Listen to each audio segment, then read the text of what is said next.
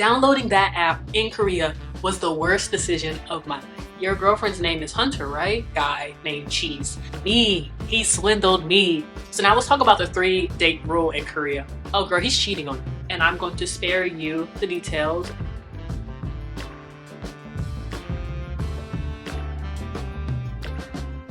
Hi friends, what's up? Welcome to or welcome back to the channel. My name is HunterBRoberts. Thank you for tuning in for another video. Hi. So I have shared quite a bit on this channel. I've been vulnerable about my mental health. I shared my journey going to South Korea and all of the shenanigans that happened there and also coming back. One thing I haven't shared with you all are my stories about my experiences dating in Korea. There's no way I was gonna get through this without a glass of wine. So if you are of age and if you partake, please feel free to get a glass with me and let's buckle in for a very fun story time. Cheers. Okay, so I'm taking y'all all the way back to the beginning of my journey in South Korea. I went to Korea through the EPIC program for teaching English as a second language. I got placement in Seoul, which was the best news that I ever got in my life. Let me not say that. I've had good news, but anyways. And then I packed my bags and headed off to South Korea for quarantine because this was still during the vid. And where the story starts is where quarantine finishes. So before going to Korea, there were some group chats that I joined and I wanted to meet other teachers and other professionals and people that were going to be living in South Korea, specifically in Seoul. I made friends with this really great group of girls. We bonded over us all being placed near each other, quasi near each other. Seoul's huge, but we're all placed in Seoul and we were talking about the things we wanted to do together and the cafes we wanted to go to, blah, blah, blah. I was the only one within this group of women that had never been to South Korea. And they took it upon themselves to tell me about all the things that I needed to try while I was in the country for the first time. So the first thing and the most important thing that they told me that I needed to do was I needed to download Tinder. Let me just go ahead and say this right now. First off, let me take a sip because downloading that app in Korea was the worst decision of my life. Worst decision, hands down. I regret even getting started on that app. But to them, it was a rite of passage. It was something that I needed to do as a new foreigner in Korea. I needed to have the experience. I needed to go on dates and just socialize. And also they told me, this is the best way to learn the culture. This is the best way to learn the language, which I'm gonna pause right there and I'm gonna say, dating is a great way to get exposure to real conversations and real things in Korea. So if you are going and you can find a safer way to date, I recommend it. There are other apps that are a lot better in my opinion. And also if you have friends that are Koreans, they can help set you up on what they call sogetings, which are like blind dates. Anyways, I'm going down the rabbit hole. I gotta stay focused on the story. These heifers, these heifers convinced me to download Tinder, and I was very much against it at first because I didn't even use Tinder in the US. I always thought of Tinder as the hookup app and the app where just people are not there for anything serious. They're there to play games. We all know about Tinder's reputation, and no matter how they try to shift it and shape it into this social app or friendship app, people go there, they catfish each other, they're there for hookups. But when in Rome, I thought it was something I should do while I'm in the country, and it was my second week in Korea, but it was my first week being out and about after quarantine. So I thought, why not? I downloaded the app and immediately I start meeting people. I have to say this. The very first match that I made was with this guy named Cheese, and legit, that was his name. And I told the girls and they were, ha ha ha, like, you know, message back to him, have a conversation with him. His English was decent. Like in the end, he ends up asking for nudes and I was like, so I got rid of Cheese. In the week that followed, I would get on the app whenever I had a little bit of free time and I'd do some swiping, and a lot of the connections were soliciting favors. They were asking if I was DTF. They were asking if I wanted to be FWB. If you know what that means, good. If you don't, we're just gonna let that pass right on by. And just being honest, I was not on that kind of time. Going over there, I very much was in the mindset of I wanted to live the K-drama dream. I wanted to meet a handsome man. He didn't have to be Korean, but I wanted to meet a handsome man, and I wanted him to sweep me off my feet, and I imagined it happening in a very meet cute kind of way. And yeah, it was given toxic, it was given hopeless romantic, it was giving that's not gonna happen on Tinder. First off, my expectations going into using this app were very messed up, not aligning with the principles of the app, and especially the principles of the app in Korea. Now let me say, you can meet your forever love on Tinder, you can meet your forever love on a dating app. Right now I'm dating a man from a dating app and it's going great, but I think it is also important to manage your expectations, and I was not at the time, but also I was a 25-year-old woman, so understandable, give me grace. So yeah, let's continue. I was swiping on people and having very brief conversations, but nothing was turning into anything of substance. And that was until I met the antagonist of this story. I'm gonna name him 1 star because that's the English equivalent of his name from the Korean. We're here. If you understand the Korean, we're here. But also his name is very generic. There's probably a million people with that same exact name. So even if you know his name, it won't matter. You'll never find him. But I hope you don't meet him. This man is a menace. Oh, please. I was swiping and I swiped on this guy. He had a really nice profile picture, and he had a picture of him and his dog.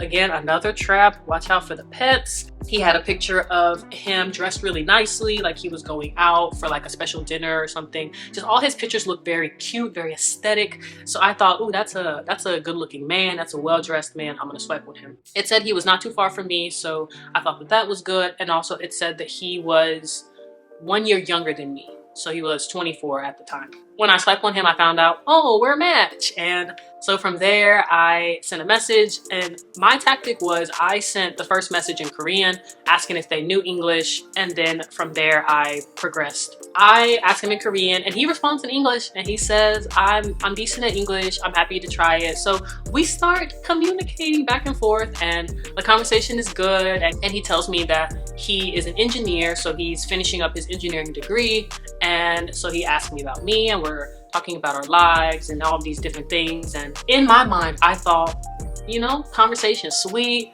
we're moving towards something, this feels good. I want to meet this man, I want to meet him in person.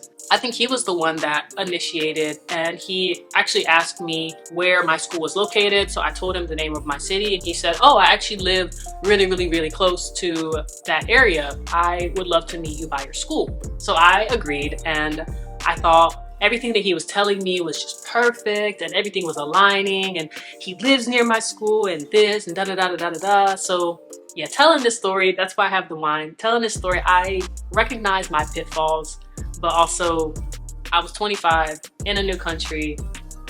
Yeah. So we agreed to meet on a weekday. After I finished school, I met him at this restaurant really nearby, and the red flag should have been going off because he was dressed like, you know, in the K-dramas and just any situation where a celebrity is out in public, they try to cover up as much as possible. So he had on this hoodie, and it was like a really huge hood. He also had a hat on with it. At the time we were wearing masks, so he had his mask on and just giving, I don't want people to know that I'm here. I didn't think anything of it, but in hindsight, yeah. So on the date, we're talking and his English was checking out. So what he had said in the messages, it was true. He was pretty good at English. His sentences were a bit broken, but I understood everything that he was saying. And I practiced a little bit of my Korean with him, and he complimented me. And I caught moments when he would just be staring at me.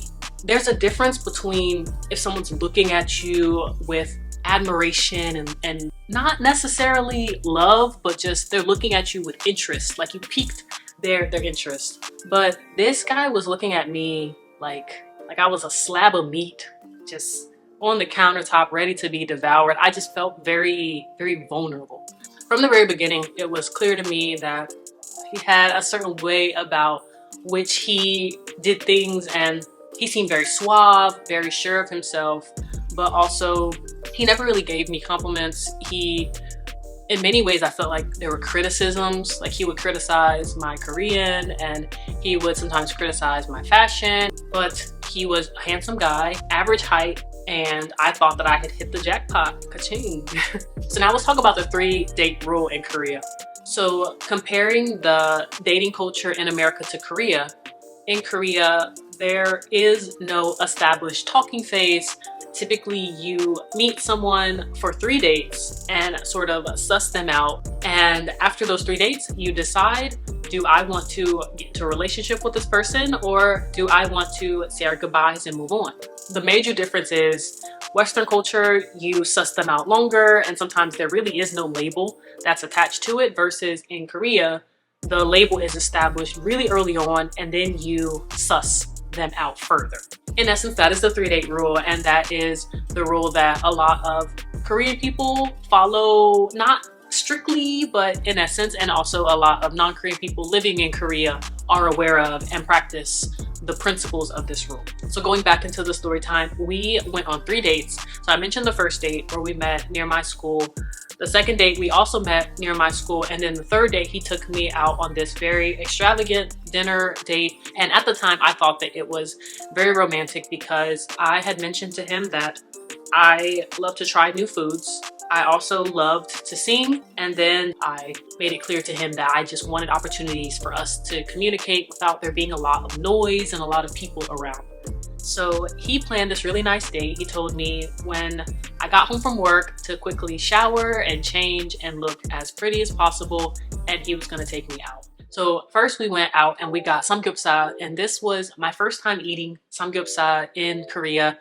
He also taught me how to make somek, so that's like the soju and beer combination that a lot of people make, and we chatted a lot. It was a really nice dinner, and I felt very connected with him, and I felt like I was being valued by him.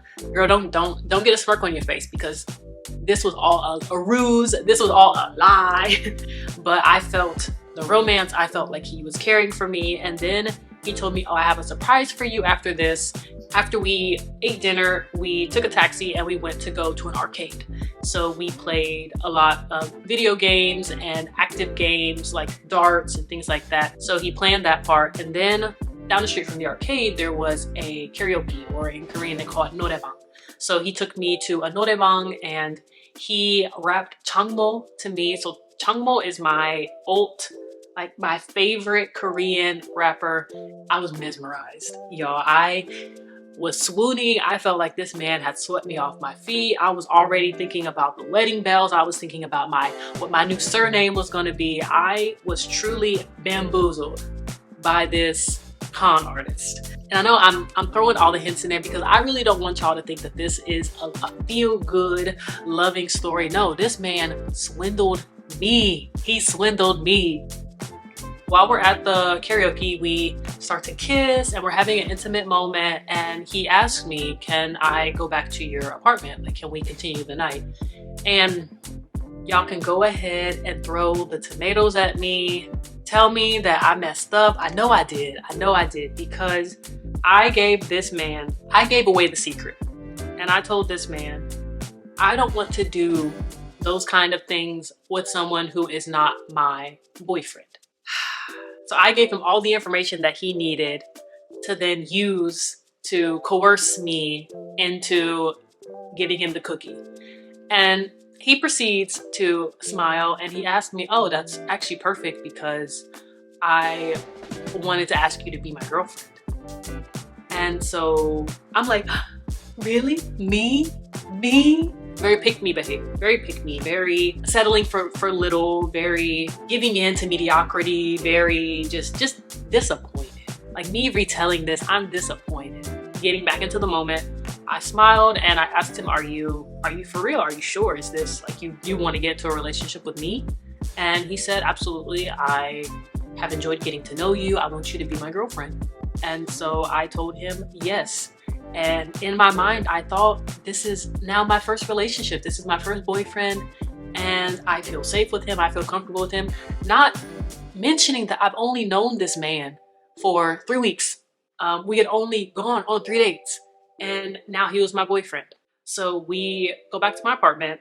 And I'm going to spare you the details. Even in all of my saltiness now, it was a very good experience, a very good night. All of it just felt very special. One thing I didn't mention that I want to mention now is the friends that I had at that time, they had warned me. They were telling me, don't take guys on Tinder seriously. A lot of them are going to feed you all of the bull so that they can get what they ultimately want. I believed them, and I told them, I'm going to be careful, but I thought that this was different. Because I've met F-boys in the past living in the US. I knew that they come up and they're very suave, but very early on you're able to clock what they're on. And you're able to tell, oh, you're playing games, you're not really serious.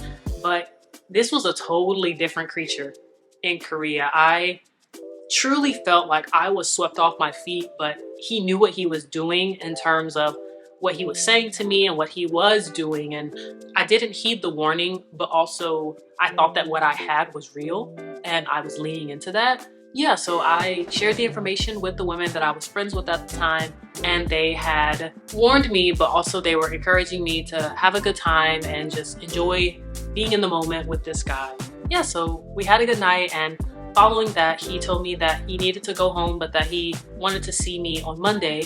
This was on a Saturday. He told me that he wanted to see me on Monday, and he wanted to plan this really nice date for us now that we were officially a couple.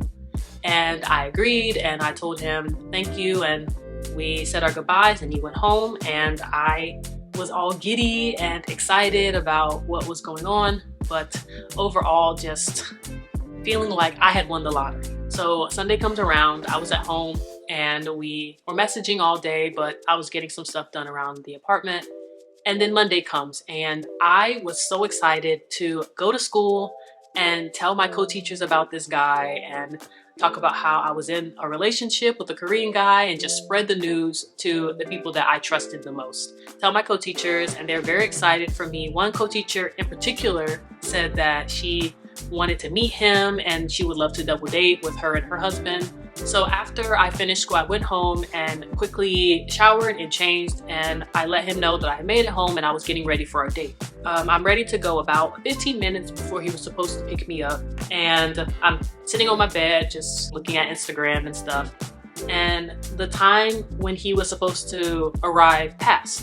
I noticed the clock, and so I sent him another message like, hey, just checking in, making sure that you're okay, and just letting you know I'm ready. Whenever you get here, let me know. The message isn't read, and about an hour goes past. I'm getting really worried because I'm thinking that maybe he had gotten into an accident or something had happened. So I'm worrying about his safety and his well-being. And I message one of my friends and I tell her, oh my gosh, I haven't heard from him since before I got out of school. I was supposed to meet him tonight. I'm really worried. I don't know what to do. She told me, oh, I have a friend over at the apartment right now. Come on over, like we can talk about it and go from there. I go over to her apartment because she lived really close by. So I go over to her apartment, and when I get there, she's drinking with a friend and they invite me in, and I'm on pins and needles because I'm thinking, oh my gosh, something happened to my boyfriend. I don't know what's going on. I'm worried. But they were just very chill and zenned out. So they tell me, relax, tell us everything that happened. And so I tell the story, and I tell them about the plans that we had made and that I hadn't heard from him and that the messages aren't getting read. And the friend of my friend pipes up and she says, oh girl, he's cheating on you. And I turned my head to look at her because I don't know this girl. I've never met this girl up until that night. And I look at her and I ask, what makes you think that? Why do you think that he would cheat on me? She said, this is typical Tinder behavior. They get what they want and then they disappear. He's ghosting you. And again, I'm naive. I'm thinking that I'm not the one that he's gonna ghost. Like, I'm better than that. He has put his trust in me. I'm his girlfriend. No, like, there's no way that he's ghosting me. Like, why would that even cross your mind? Why would that even be the case? Like, as she's telling me her stories, because she then goes into this long anecdote about her experiences and things that she's had going on, which I'm not gonna air here on YouTube because I don't even remember that girl's name. I don't remember anything about her. I don't even remember what she looks like. As she's talking, I'm realizing that maybe all of this was a lie. Maybe I was indeed swindled by the words of this man because I haven't had the time to see the actions manifest into anything. Because by this time, I've only known him for 4 weeks. As she's finishing everything that she was saying, she asked me, what do you want? And immediately I tell her, well, if he's cheating on me, I want closure. I want to be able to have one final conversation with him. So she tells me, okay. And she asks me to give her his Kakao ID. In Korea, you often don't have someone's phone number. You have their Kakao Talk ID. It's just the messaging app that we use over there. If she had his ID, she could then message him and get in contact with him and see if he responds to her message as this new woman.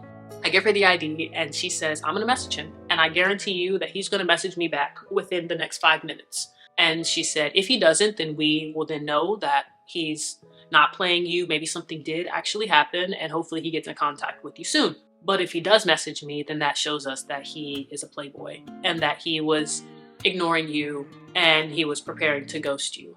She sends a message, like something simple like, hi, like I'm such and such. She said her name and we wait. And I remember feeling my heart beating out of my chest and me thinking there's no way that he's gonna message back. This is the guy that I'm dating. This is the guy that I trust. I was expecting it to go the way that I wanted it to go. We reached the 3-minute mark.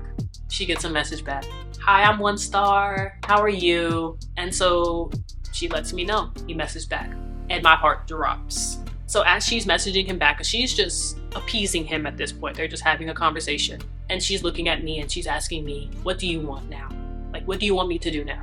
And my friend is sitting beside me and she's consoling me and she's telling me, hey, this guy, he's just an F-boy. Like, don't be too upset about this. Let's just get rid of him and then we're gonna have a fun night as just us 3 girls. And I tell her I want to talk to him. So she says, okay. She gives me her phone. Then I message him and I say, hey, actually, I think I know you. I see the one next to the message disappear, so I know that he read it. And I sent him another message and I said, actually, I think I know your girlfriend. He reads that one. And then I say, yeah, your girlfriend's name is Hunter, right? Reads that one. And then the final message that I send him is, you're a piece of... And he reads that. He immediately blocks her. I then go on my phone. He has then blocked me. And I am just completely dumbfounded. And beside myself, I start crying and I'm inconsolable. And these 2 women are telling me like, hey, it's okay. This is normal. This happens in Korea. And especially my friend's friend is saying, oh yeah, like this happens to me like once a week. Like I'm always getting ghosted and you just have to bounce back. You just have to get back on the apps and try again and blah, blah, blah, blah, blah. But obviously in the moment, I don't want to hear that. I just want to dig a hole and crawl into it for a period of time because not only am I embarrassed that these 2 women here are seeing me go through this, but also I had told the teachers at my school, I had told other friends that I was dating someone. I had truly believed in the BS that he had told me. He built this world that the 2 of us were a part of and it was made of sand. It was made of grass. It was made of paper. It wasn't real. In the end, I told them I'm heading home. I just want to be by myself right now. And they understood. So they let me go. I go home and again, it's Monday night. So I have to go to school the next day. I have to figure out my story. I have to decide if I'm going to tell these teachers that I had just told that day that I was in a relationship, tell them that it was over.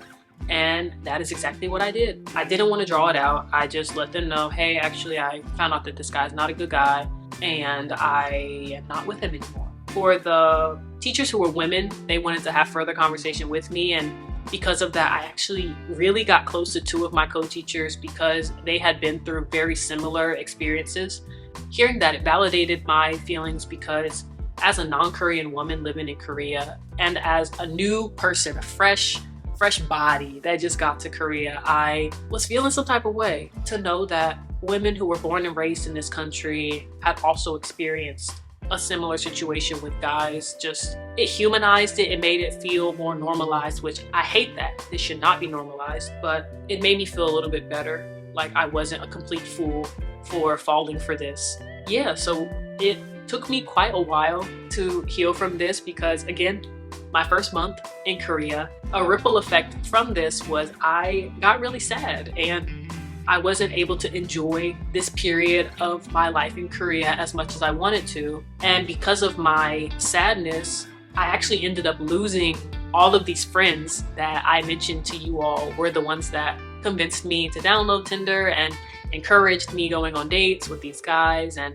encouraged me to follow after this lifestyle, which I don't blame them for me doing that because it was my own personal choice to download the app and to go on this date and to meet this guy. But rather than stick beside me and in many ways console me and make me feel better, they hit me with the "we told you so. We told you not to take this seriously. Guys on Tinder shouldn't be taken seriously. They're F-boys, they F around. You have to, you know, be on your P's and Q's with them." Now, as, you know, a more developed woman, as someone who has dated other people in Korea and now dating back in the US, I feel much more mentally stable and mentally capable of handling situations like that. Also, I set expectations up front for what I'm looking for, and I know the telltales for when someone's just blowing smoke up my behind. So let me say, growth has been made. This is merely a story time for entertainment. So following this, I lost someone who I thought was my boyfriend. I lost the friends that I had coming into this country, and a little bit I lost myself, because this was my first dating experience living in Korea, and it blew up in my face. I was ashamed, I was embarrassed, but I learned a lot about dating because of this. The first biggest point being, don't believe what people tell you. You have to believe in action. And also, I learned that I needed and deserved better friends who are more supportive and understanding and know me as a person. There is no resolution for this. I did download apps in the future after this. No stories will live up to this one because I had my wits about me by that point. I ended up seeing this guy on many other dating apps that I downloaded in the future. And I did try Tinder once or twice after this as well. Saw him again. Yeah, to know that he's out there being a menace. I hope by this point he's changed his ways because it's now 4 years later. But yeah, that's my story time. That is my first dating experience in Korea. So if you enjoyed this story, let me know. Also, let me know if you've had a similar experience. You know, obviously, I don't want y'all to feel like you have to air out your dirty laundry in the comments, but thank you for watching. I didn't finish my glass, but I'm about to, and I will see you next time. Bye.